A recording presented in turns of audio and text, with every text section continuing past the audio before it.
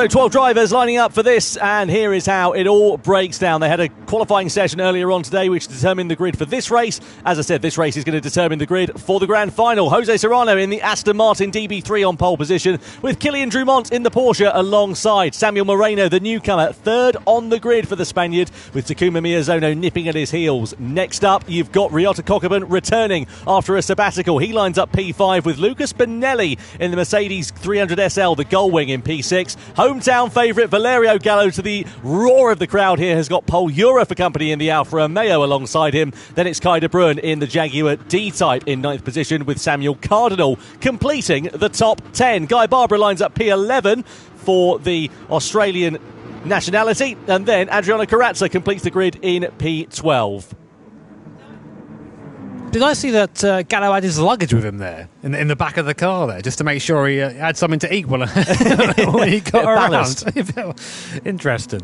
Yeah, this is going to be exciting to see how it all breaks down. So it's a 10-lapper here. It's a rolling start for the drivers as well, which should spread the field out relatively evenly down towards that first corner, which would be quite handy because I imagine it's going to be a big difference in stopping distance compared to the Red Bull X 2019s, of which they qualified.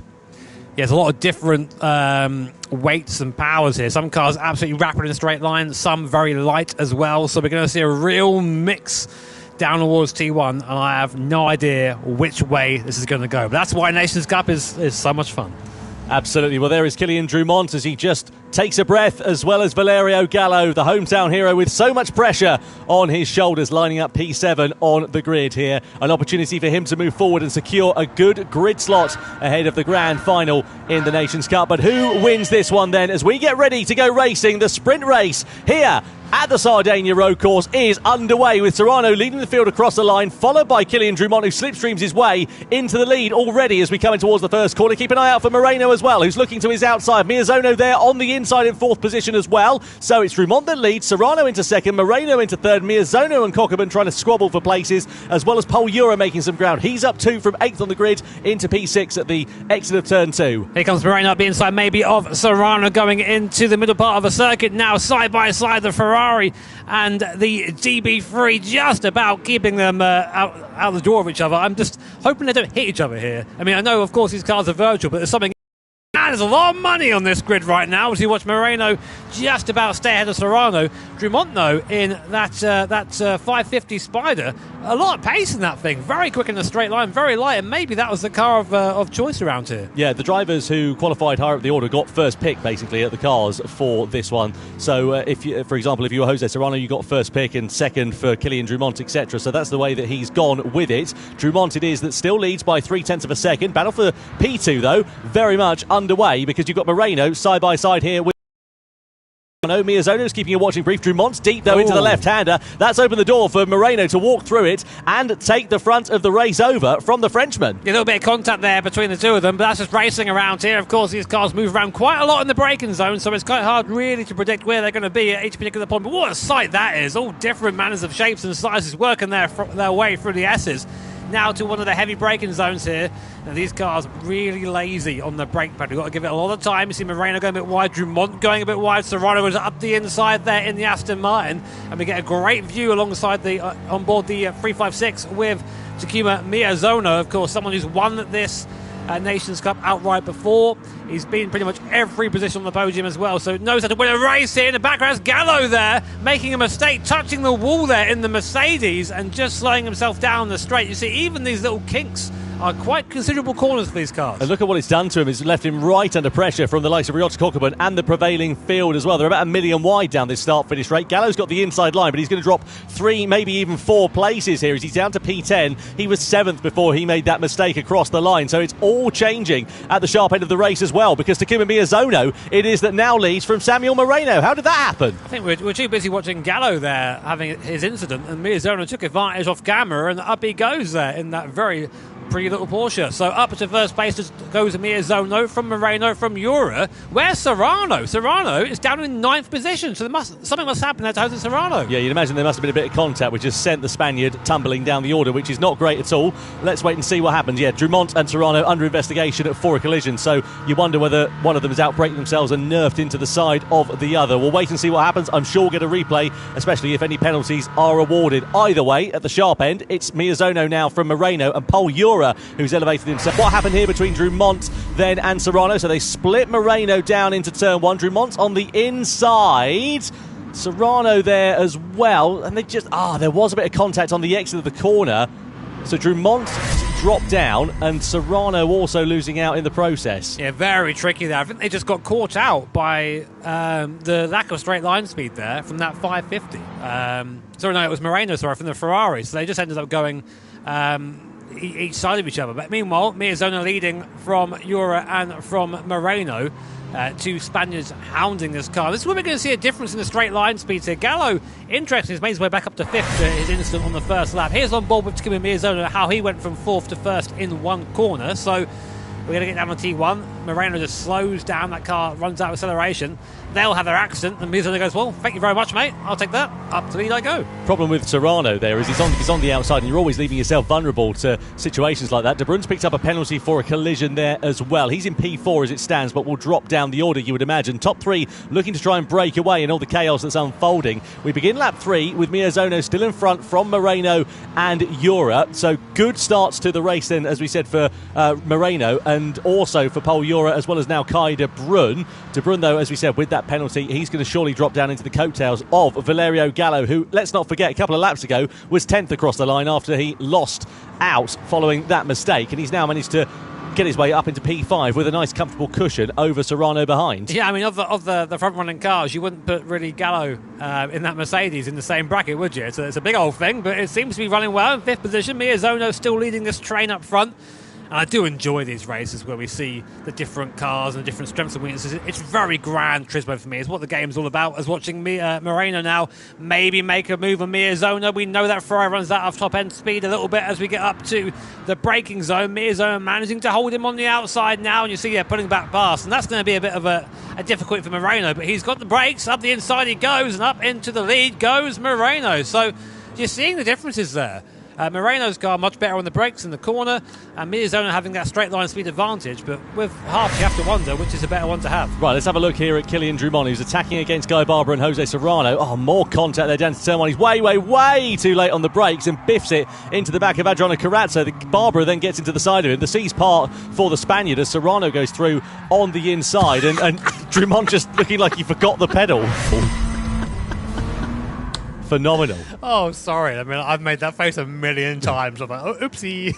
But, it happens. Like, this is what I was saying about the brake pedal. Like, it's the braking distances are so much longer in these older cars that it can catch when some of these cars are better than others. And we're seeing now Miyazaki absolutely rocketing by Moreno as he's just stuck there in 5th gear, nothing else he can do, no more top end speed, but then on the brakes he's right back there again, and so is Paul Jura there, up on the inside. Paul Jura in the 8C Touring, and man, doing it in style is Paul Jura.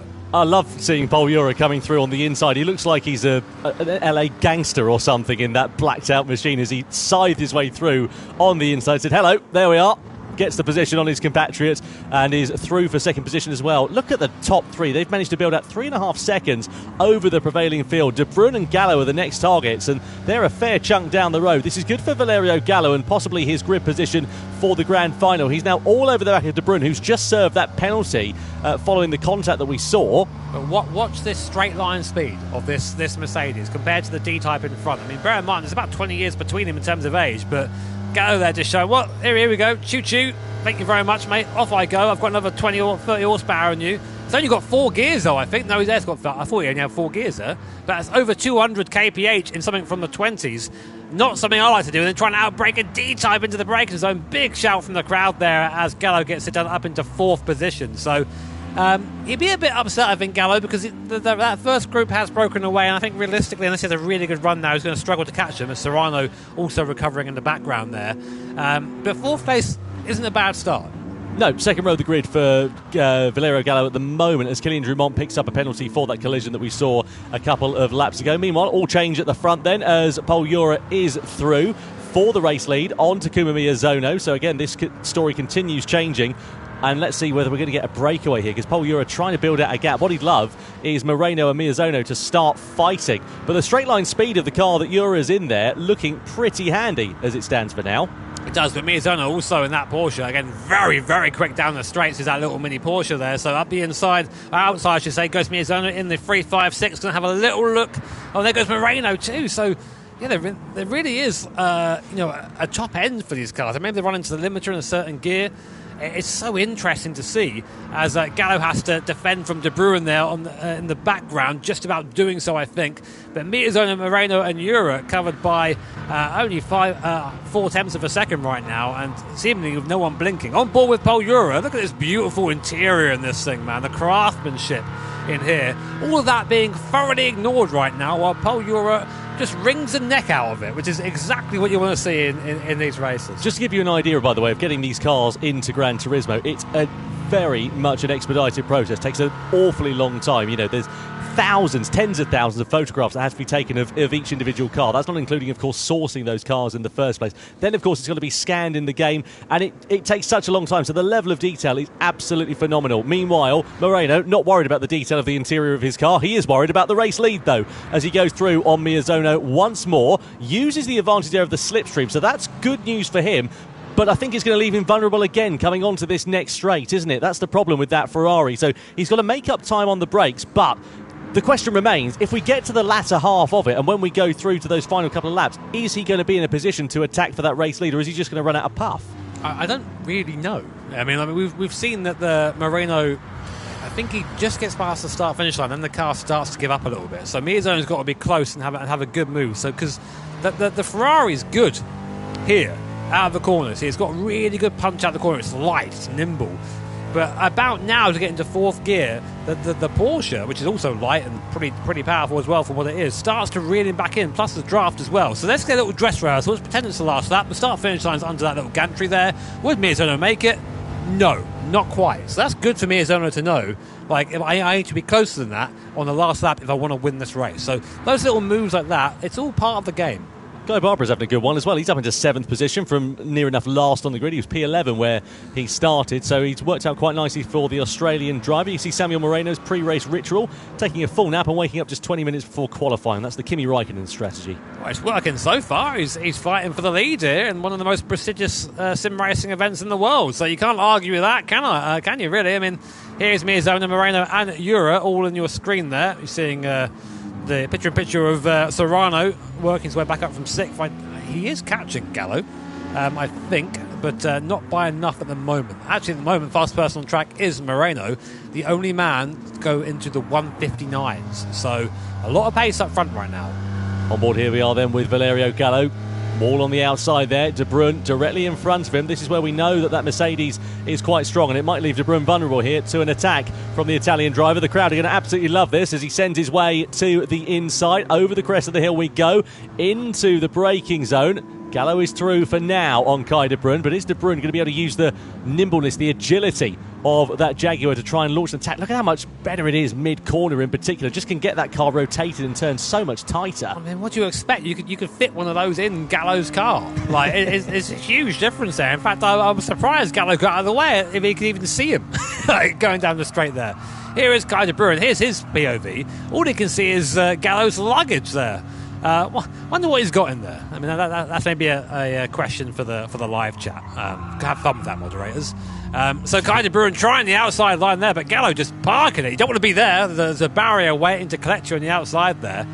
And I mean, Gallo doesn't really have a choice but to park it, to be honest. That thing's so heavy. Yeah, it's interesting to see the different peaks and troughs. It's like watching a good revival race this, where you've got certain cars that are quicker in the corners, others which are quicker in the straights. And you can see visibly how much the advantage is there for Valerio Gallo as he just pulls away with ease from Kai De Bruin. This is Guy Barbara in P7 at the moment. Cockburn and Benelli close behind on these battles on the fringes sort of the top 10. Cockburn looking to try an attack here on Guy Barbara. Just gets out of the throttle, goes for the outside line on the curb. We know that's brave. Can he make it stick slick, though, as they run side by side with each other. So the Mercedes there on the outside. Barbara has the inside, which is going to flick back to the inside line there for Cockburn. But Barbara's not giving this one up. He's still parking his car very would like to. Down the back straight we go, into the left-hander. Barbara manages to hold off the charge for now, but it could open the door possibly for Lucas Bonelli behind if they keep squabbling here. Oh, Kokerman's going to get it. He's been there side by side the entire time there, just trying to set himself up. But now, of course, he's on the outside for the next corner.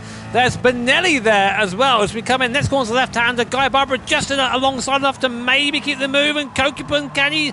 No, he can't. They're now running side by side. And Bonelli behind's loving this. He's right there now in that Mercedes. And they've got their straight line speed. They're going to shove their way past Guy Barbara. And Kokerman up to 7th. Will Bonelli be able to make as well in a straight line in the draft as well? These guys side by side at 200 kph. Braking zone coming up to the left-hander. Barbara's got the advantage. He's going to try and split the two of them.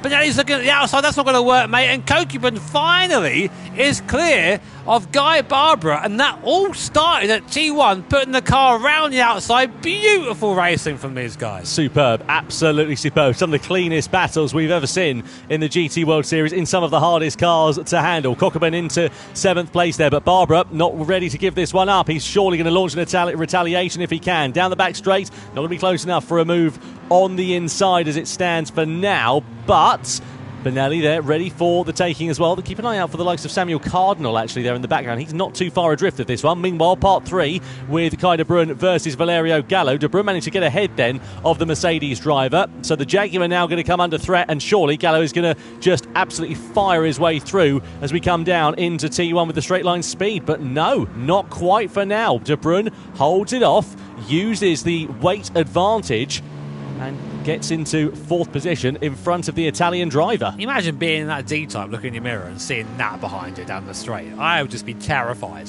I mean, the size difference is almost comical. But watching also Valerio handle that thing, hustle it through these corners is a sight to behold for sure. So Gallo there in the Mercedes in front of them, and Kai de Bruyne in the D-type.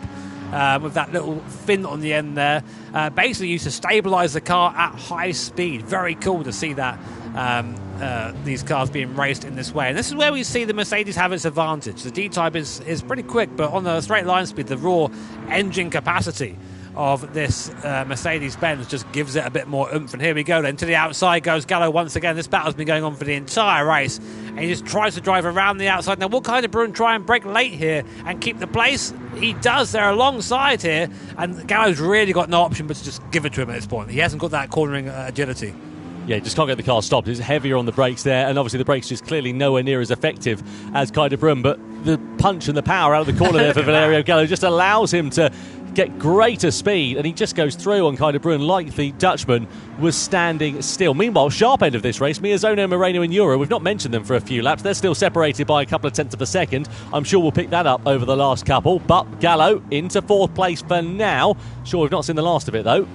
Oh man, look at these two. You couldn't have two more different cars fighting each other, and that is just, for me, the joy of Gran Turismo. You see both of them have a bit of a smile on their face there. He's like, whatever, nothing I can do here. That's just part of it. That's part of having these different cars in this Nations Cup event. Every session matters. The qualifying session to pick these cars matters. This session matters. And of course, the grand final dictates everything else. And there goes Kai de Bruyne past Gallo again, and on board there, about 5.5 metres of bonnet or hood in front of you there, and a nice big aiming reticle in the Mercedes AMG 3 stars there. Yeah, you got him quite literally in his sights. Meanwhile, sharp end of this one, Moreno now in front from Miyazono. So it's two Spaniards with a Japanese driver in the middle of that sandwich. Through the left, through the right, they've been nose to tail for the last few laps of these drivers, and you would imagine that it's going to start to kick off before too long. Jura there has a bit of a look to the outside of Miyazono, who goes for the sort of shallower inside line down the back straight, but then ducks over to the more traditional racing line. This race, just to remind you, determines the grid position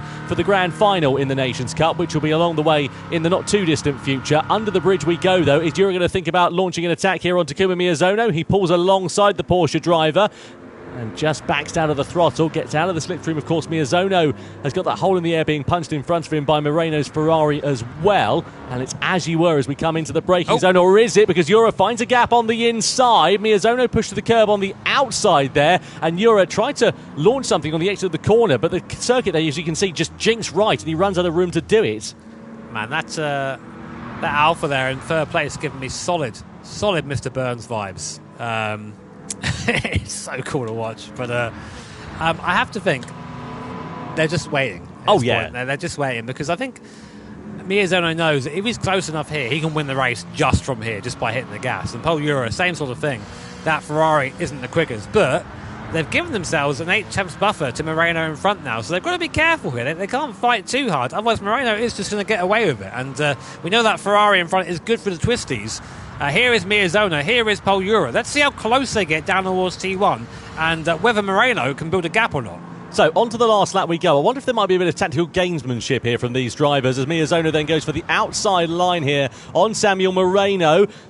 Jura there on the inside. Gap has appeared for the Spaniard. Moreno off nearly to the curb on the outside. It's as you were between these top three. But of course, we're going into Monza, let's not forget. It's a slipstream race. And I wonder if the option might actually be to start from second position, so you've got the run going out of the first chicane. Not that these drivers are going to be worrying too much about that. I think they're having too much fun at the moment. Moreno still leads as we come through to the right-hander. Well, what's happening now is that basically, I mean, you see Moreno's parents there watching on quite nervously, is they're all, Miyazono and Jura are both fighting for the right to have a go at Moreno on that last corner. So they both want to be ahead of each other. But they've got to be careful here, because if they end up knocking each other off the circuit, that gifts this win and pole in the final to Moreno. So we got on board with Paul Jura now. Here's really his last chance to get ahead of Miyazono before the final corner. But here's where that Porsche starts pulling, and here's where that Ferrari starts lacking. You see Miyazono opting to actually slow down there. Moreno goes defensive. Will Jura go around the outside of all of them? He's going to try and do it, but I don't think he's going to make it. Miyazono